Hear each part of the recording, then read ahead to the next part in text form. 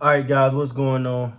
Welcome back to Top Line. It's your boy Chris, and well. Hope everybody's having a great. Man, what time it is, man? Not quite, almost Tuesday. So great Monday, Tuesday. By the time y'all see this, be Tuesday. So happy Taco Tuesday, man. All right, man. Upset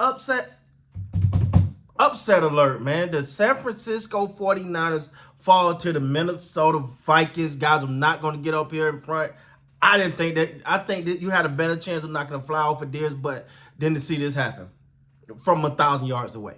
I didn't know. I thought this game here, I'm going to be honest with you guys, I thought this was the game that San Francisco 49ers going to come back out and get some vengeance and say, you know what? We about to handle business now.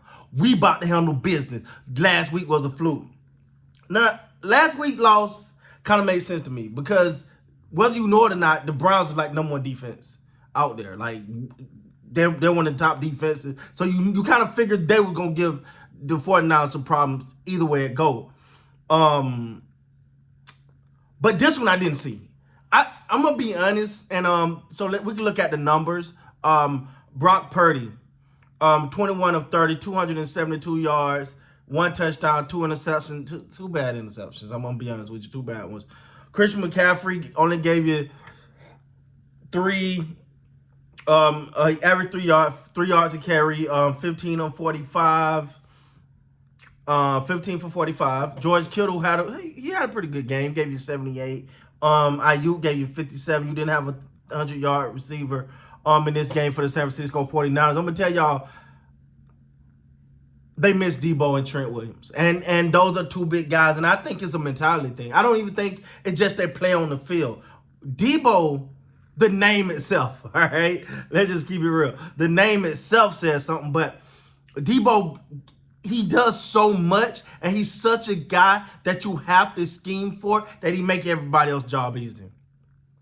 That he just literally make everybody else's job easier. And he is literally a game changer. Whether he's catching a high amount of balls or running the ball a lot, you have to account for him, which opened up things for a Christian McCaffrey and an IU. When you have to account for that guy. And Trent Williams, we already know Trent Williams arguably the best in the game. You like him, love him, whatever. Arguably the best in the game. And when you don't have him out there, you feel the difference. And I'm gonna tell you what they feel the most for the difference at. I'm gonna be honest with you. It was different in the swag. The swag was different when Debo and Trent. Like I'm a Cowboy fan, so I've seen how them boys come out of the locker room. Them two together, they come out of the locker room. They like this, and they start feeding that energy into everyone else, and everyone else get in that mode. Without those two guys there, without them on that field, it's different. The energy is different, man. Now the interceptions.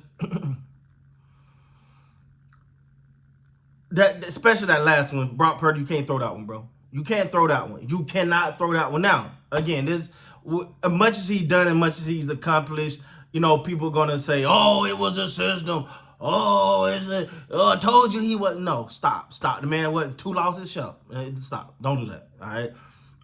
But he's young. He's a very young quarterback. He's gonna learn. He's gonna get better. He's gonna take your bumps and bruises here. But I'm quite sure. No, man.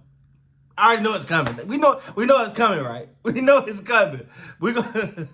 You know what they're gonna say? Hey, and this is the thing, man. I root for. First of all, you know the thing about me. I love underdogs. His underdog story is great. But those interceptions were bad, man. Especially you trying to make a comeback. A comeback. Late in the game, you got the opportunity right in front of you. That was a big moment for him. He could have ascended. Like, I think that moment right there, if had he capitalized on that moment that was in front of him, he would have. Now you gotta talk. Now you gotta add comebacks in there because he been playing with house money. But now this was his opportunity. He didn't come up, and that pass just shouldn't have been thrown. It just shouldn't have been thrown. It was a bad error on his part. But hey, man, you live and you learn. You're young. Have he technically played a full season yet? So anyway, man. But that was. But I'm not too. Okay, so I'm not gonna sit up and act like I'm like so upset that they lost because I'm a Cowboys fan. But I'm just keeping it real. That's what we do here. Now, but what I am surprised at, listen to this. 35 of 45, 378 yards and 2 touchdowns for Kirk Cousins. Now, don't get me wrong. Kirk Cousins can spin that ball. Kirk Cousins can throw. I never questioned Kirk Cousins' ability to throw. But to Kirk Cousins, you gave him 379 yards? Because I look at the San Francisco defense like it's one of the top ones. I'm trying to think, who are they missing? Fred Warner was there, Lowe was there, Greenlaw was there, Bosa was there. I'm trying to think, who did they not have? Because they just made Kirk Cousins look like the second coming of Peyton Manning or Tom Brady. I was like, whoa. And he was cooking. He was cooking. And it just felt like, from start to finish, Minnesota on offense had a step ahead of San Francisco. From start to finish, just offensively, it's like every play they ran, it's like they knew what San Francisco was going to do. They had to counter punch for it. And do they have a stat here? Because last time I looked, it was like, I don't see it here. I don't see it. But they could not get the Minnesota Vikings off the field on third down. And I'm not going to take none of Kirk Cousins had himself a game. If you know me, you know I'm not the biggest Kirk Cousins fan. I'm not going to get up here in front now. I'm not the biggest Kirk Cousins fan at all. But to me, he looked poised. He looked like focused. He looked like he was countering them properly. He was placing the ball exactly where it needed to be. He checked down when he needed to be. He was aggressive when he needed to be. Man, he's one of Kirk Cousins' better games I've ever seen him play from start to finish. Now, Kirk Cousins have some stat games. I call them stat games. Him and Tony Romo.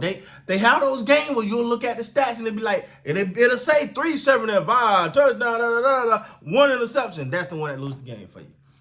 But tonight, I got to shut up because, wow, Kirk Cousins did his thing, and I'm going to give it to him, man. And they didn't have Justin Jefferson. That's really throws me off. Like, you tell me this, I still would be shocked if they had Justin Jefferson.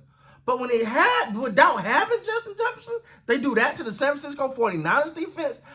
I think, I don't know what's going on with that defense right now for San Francisco. Look, hey, that was a shocker. I don't know if this like I know once they get Debo back and Trent Williams back, I think the energy around that team is going to be a lot different. But I mean, man, we'll see, man. Now I know somebody gonna jump in here and say, "Well, we beat your Cowboys." You did. You got it, bro. I'm just talking about the game I watched. All right, cool. Oh, no smoke, dog. Y'all beat us. I got it. All right, before you come on here with it, I got it. All right, I already know. But man, congratulations to the Minnesota Vikings, man.